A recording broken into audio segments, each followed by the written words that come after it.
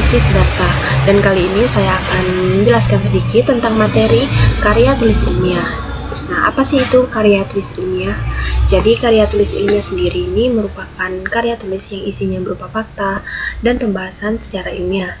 Nah, ini dilakukan oleh penulis atau seorang peneliti yang bertujuan untuk mendapatkan jawaban dari suatu permasalahan dan kebenaran yang terdapat dalam suatu objek tulisannya.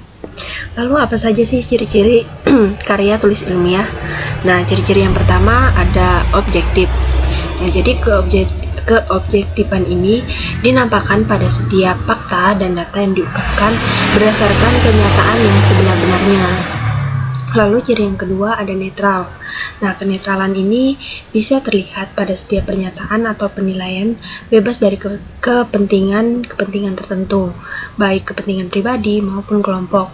Nah, oleh karena itu, pernyataan-pernyataan yang bersifat mengajak atau mempengaruhi pembaca itu perlu sangat-sangat dihindarkan. Lalu, ciri yang ketiga ada sistematis. Nah, uraian yang terdapat pada karya ilmiah itu dikatakan sistematis apabila mengikuti pola pengembangan tertentu, misalnya pada urutan klasifikasi, kausalitas, dan sebagainya. Nah, dengan demikian, para pembaca akan bisa mengikuti alurnya dengan mudah. Lalu, ciri yang keempat ada logis. Nah, kelogisan ini bisa dilihat dari pola nalar yang digunakan. Nah, pola nalar yang ada itu biasanya ada induktif dan deduktif. Nah, kalau bermaksud menyimpulkan suatu fakta atau data, pola yang digunakan itu biasanya pola induktif. Nah, sebaliknya kalau bermaksud membuktikan suatu teori atau hipotesis, biasanya pola yang digunakan itu adalah pola deduktif. Lalu ciri yang kelima ada menyajikan fakta, bukan emosi ataupun perasaan. Nah, jadi setiap pernyataan, uraian atau simpulan itu dalam karya ilmiah harus bersifat faktual. Nah, yaitu menyajikan sebuah fakta. Nah, jadi pernyataan atau ungkapan yang emosional seperti perasaan sedih yang seperti orang berkabung, atau perasaan senang yang seperti orang mendapatkan hadiah, ataupun marah dan sebagainya, itu sepatutnya itu dihindarkan dari penulisan karya ilmiah ini. Lalu ciri yang keenam yaitu tidak pleonastik. Nah, kata-kata yang digunakan itu tidak berlebihan alias hemat kata-katanya. Nah, jadi pada ciri yang ini tuh kita lebih ke menghemat kata-kata. Jadi kita langsung pada sasarannya atau langsung pada poinnya. Jadi tidak menggunakan kata-kata yang terlalu berlebihan.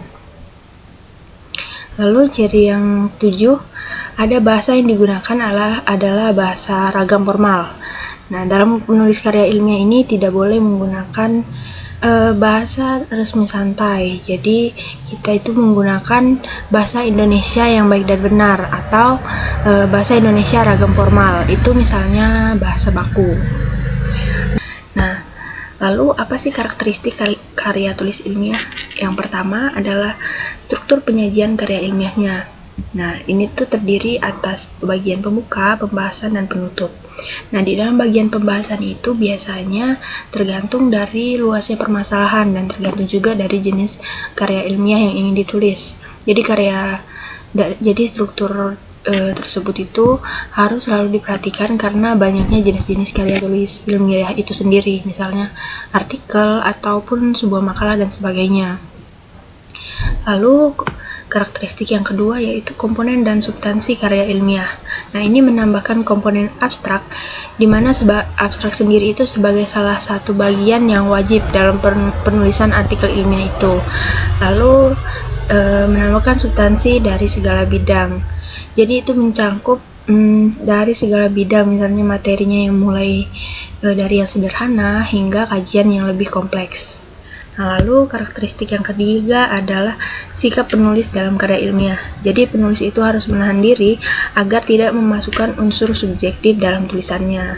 Nah, kalau ini terjadi itu mungkin saja akan mengakibatkan data-data atau fakta yang disampaikan itu terkontaminasi dengan unsur-unsur subjektif. Jadi si penulis itu harus menahan diri agar tidak memasukkan unsur subjektifnya dalam penulisan. Lalu karakteristik yang keempat adalah penggunaan bahasa. Nah, jadi seperti ciri yang sebelumnya adalah bahasa ragam formal. Jadi di dalam karya tulis ilmiah itu pastinya bahasa yang digunakan adalah ragam tulis yang baku. Jadi bahasa yang digunakan itu tidak bisa menggunakan seperti bahasa yang santai. Jadi harus menggunakan bahasa Indonesia yang baik dan benar, dan juga ragam tulis baku.